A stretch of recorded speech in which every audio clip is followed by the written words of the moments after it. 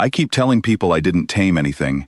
I made noise on a frequency during the worst 6 days of my life, and something out there decided that noise was worth following. That's the whole story. Everything after is just consequences. I ran signals on the Corvenna during the Haldane evacuation, a refugee transport with 1,100 souls packed into a hull built for 400, running dark past the blockade line, with half our sensors cooked from the bombardment. My job was simple on paper. Keep the comm deck staffed, keep the children's channel open, keep people from screaming into open air where the wrong ships could hear us. So I talked. Hour after hour, low and steady, reading manifest numbers like a lullaby, humming when I ran out of words. Because 1,100 people in the dark need somebody's voice more than they need accurate arrival times. I didn't know anything was listening besides the children until the third day, when I found a fist-sized ball of chitin and legs wedged behind the comm relay, drawn in off the hull vents by the vibration of my own voice through the metal. I fed it because it was starving, and because I didn't have the heart to eject it back into vacuum. By the 5th day, there were 2 more. A scrawny fang cub some smuggler had abandoned in a cargo crate, and a reptile hatchling with cracked plating who'd wandered up from the lower holds looking, I think, for the only steady sound left on the ship. None of them belonged to the same world. None of them should have tolerated each other, let alone me. But they'd all locked onto the same frequency, and frequency, it turns out, doesn't care about species. The crew didn't like it at first, and I understood why. A ship full of frightened, half-starved people doesn't need 3 predator species growing up in its cargo hold, and for a while, I kept them tucked out of sight, feeding them off my own ration, and telling myself it was temporary, that we'd hand them off at the next relay station, and I'd go back to being a woman with a headset and a manifest. Then a fuel line fire broke out on Deck 4 during the worst of the crossing, and Wick was the one who felt the heat through the hull plating before any sensor flagged it, clicking at me until I followed him down and pulled 2 families out of a corridor that filled with smoke 90 seconds later. Nobody argued about the cargo hold after that. That was 8 months ago. They don't fit behind the relay anymore.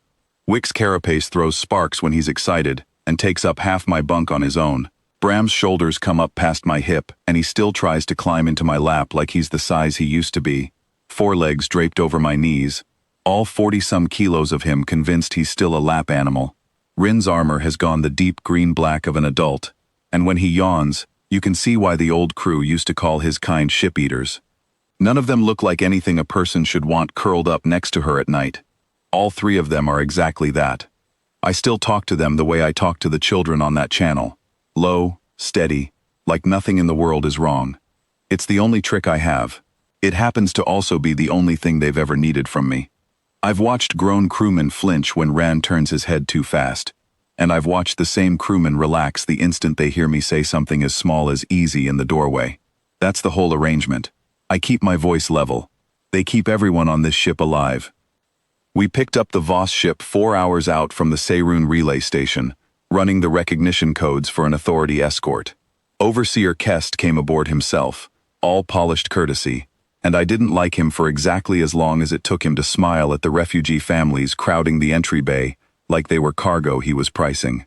By the time I understood what he actually was, his people had already cut the outer hull sensors and were working their way down toward the comm deck with tools that weren't meant for repairs. He found me exactly where he expected to, alone, at the relay, mid-transmission, reading out arrival estimates to families who needed something to hold on to. He didn't raise his voice. That was the worst part.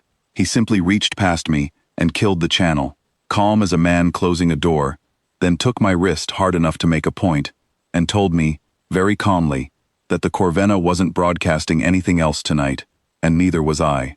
Behind him I could see 2 of his crew working the relay housing apart with a pry bar, not bothering to hide it anymore. They weren't here for cargo. They were here to strip an unescorted refugee ship of anything worth taking, once the outside world had no way of hearing it happen. I want to say I fought him. I didn't, not really. There wasn't a version of that fight I could win, and 1,100 people were still on this ship. What I did was go quiet, let him think the silence was surrender. He had no way of knowing what silence on that frequency meant to 3 creatures who had learned, over 8 months, that my voice going still was the one signal that mattered more than any command word. I heard them before I saw them. Not a roar. Nothing so simple. A change in the air pressure down the corridor. A vibration through the deck plating that Bram's people call a hunting hum. Felt in the teeth more than heard. Kest's crew heard it too. I watched 3 armed men who'd walked onto this ship like they owned every soul in it, go very still, the way prey goes still, right before Wick came through the ceiling vent he'd outgrown months ago, and hadn't stopped fitting into anyway. I won't dress up what happened in that corridor. It wasn't clean, and it wasn't quiet. Rin took the 2 men blocking the comdeck hatch and put them through it, without breaking stride, armor scraping sparks off the frame, and neither of them got back up fast enough to matter. Bram went low and fast for the one still holding my wrist, and Kest let go of me so quickly, I nearly went down. A 3rd man raised something that wasn't a repair tool, and that was the last mistake anyone made that night. Wick didn't even need to move much to end it. He simply filled the corridor, all legs and plating, and a low clicking that every one of Kest's men understood as clearly as any language, and nobody who was still standing tried to get past him. Kest backed himself into the relay housing, one hand up, the calm gone clean out of his voice. He asked me to call them off. I told him, honestly, that I hadn't given a single command. I'd just gone quiet, and they'd come running anyway, the same way they always did when I hummed too low or stopped talking mid-sentence. That seemed to frighten him worse than the teeth did. His own boarding party heard every word of it. Watched their overseer, hands raised, backed against the wall by 3 half-grown predators answering a woman who hadn't so much as pointed. By the time Rin let him go, and he did let him go, at a look from me, because that's a rule we built together somewhere in those 8 months, no one dies who isn't actively trying to. Kest wasn't an overseer to his own crew anymore. He was a man who'd threatened the wrong silence, and gotten answered by it. They half-carried him back to his ship. Nobody on that boarding party met his eyes on the way out, and nobody on my ship let them leave without seeing exactly what they'd tangled with. The refugees in the entry bay had gone quiet themselves, watching 3 creatures they'd spent 8 months quietly fearing walk back down the corridor toward me.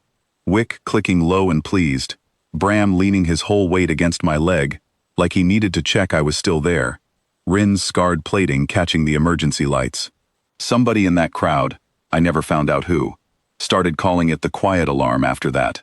The idea that on this ship, my silence was louder than any distress beacon we owned. It stuck.